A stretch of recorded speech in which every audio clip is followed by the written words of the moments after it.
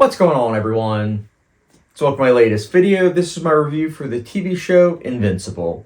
Invincible is a show that started in 2021 and is currently airing. There's been 3 seasons so far, and this was a show that I was very late to. I remember hearing about it on Letterboxd back in 2021 and how it was amazing, and I even looked it up on IMDb, and I still remember seeing the last couple episodes having like really high ratings.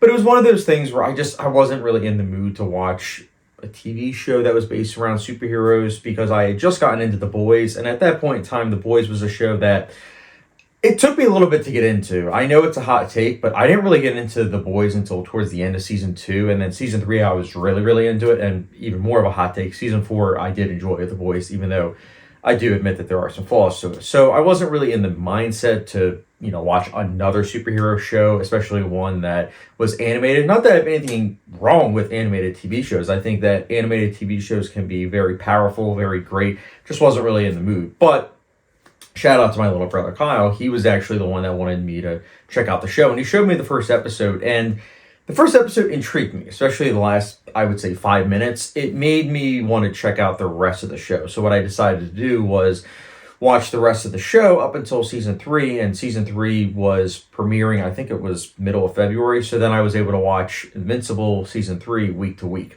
And it was a nice experience. But for those of you that haven't seen the show and don't know what it's about, I'll give you the premise real quick. So the premise is about how this is an adult series, of course, that's animated, and it is based on the Skyboard Image comic about a teenager whose father is the most strong superhero on the planet. So it's a very interesting premise. It's something that hasn't really been tackled before. And again, that first episode immediately sucks you in and you want to, know more about this universe and everything. And, I got to say, it's a rock solid show. I do have my issues, but right away I want to say that the voice acting across the board is fantastic. Every single voice actor does a really good job. They are convincing. They fit the roles perfectly. Really dug it. I also like the sound mixing. I think it's very well mixed, and I think it also adds to the emphasis on the punches. So that's something that easily could have been mixed in a way that isn't as impactful, but because there's like a lot of emphasis on the actual hits, it makes it all the more impactful for viewers.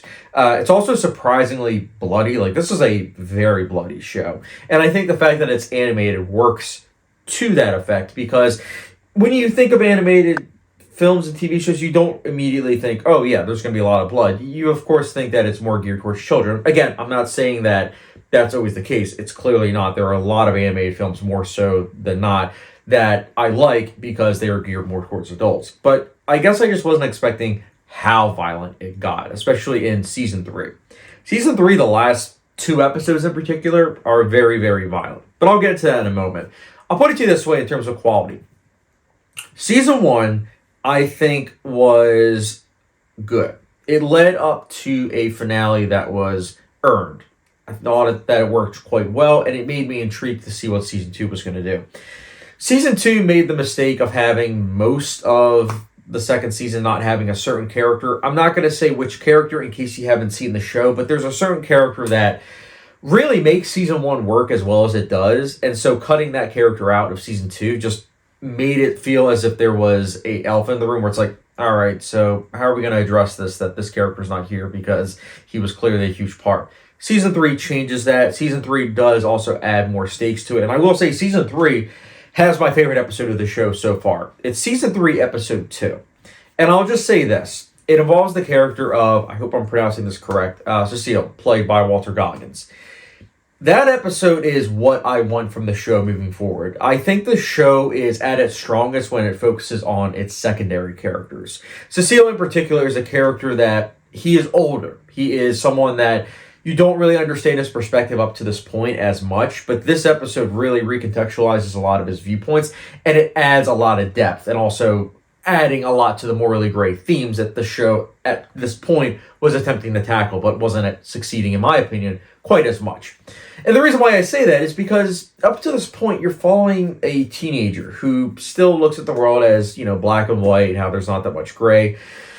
And it's one of those things where it's very naive. It's similar to The Boys. It's the same issue that I had with The Boys, where we're following Huey, a character that's, all goody two-shoe and everything. And don't get me wrong, I personally am a goody two-shoe in life, But at the same time, I also view the world in a morally gray matter where it's like not everything is, simple.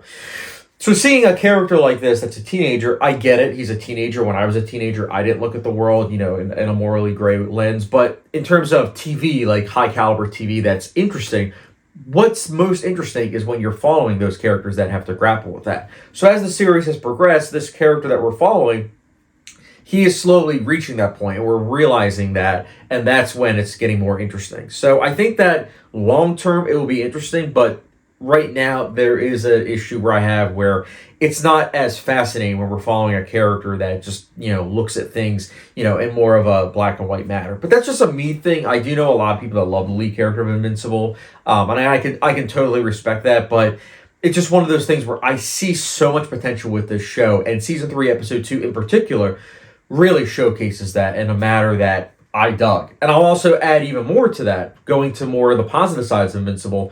I think the season 3 finale also leans more into the morally gray compass, because there are things that happen in that season 3 finale that you don't expect the lead character to do, but he does, and in many ways mirrors his father. And I just think that is something that also is fascinating, because some of you might not have seen this film, but there's a film out there called Nightmare Alley, and one of the main themes of that is the ripple effect of being scared that you were going to become your dad. And I think that's something that, regardless on how close you are to your father, I think it's something that we can all relate to, because there's something that when we look at other people, we look at positives and negatives and certain things that we may or may not want to have. And this TV show, Invincible, in particular season 3, starts to tackle that. And I think that when it's tackling that, in particular season 3 finale, it's really making me think even more, and that's something that I like, the fact that this season 3 finale did. And I'm hoping that season 4 follows even more so into those themes, because I think that as a whole, right now, I'm seeing that the show is tackling it, and it's intriguing so far. But there is some missed opportunities so far. I think also the comic relief just doesn't land for me. I know that there are a lot of attempts at it, but it's just never really landed for me. But might just not be my type of humor, but just not really my thing so far.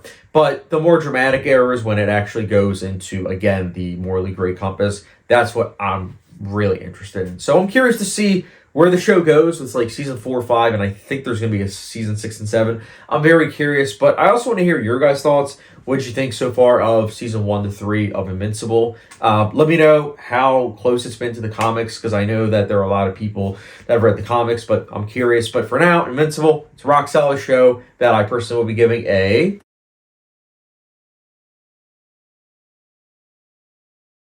But yeah, guys, I also forgot to mention I'm filming this on March 29th of 2025. So if you are watching this in 2026 after season 4 comes out, just bear in mind that this is my thoughts on season 1 to 3, spoiler free, of course. But yeah, there's definitely a lot of potential for this show. I'm very curious to see what they're going to be doing with Invincible as a character, because right now I'm definitely on board, but at the same time, I'm hoping that it does what The Boys does, which is lean even more into that morally gray compass to really get audiences conflicted. So, fingers crossed. But as it stands, I like it. Curious to hear your thoughts down below on Invincible. And as always, if you haven't done so already, be sure to follow me on Patreon, Letterboxd, subscription, notification bell, and I will catch you guys later.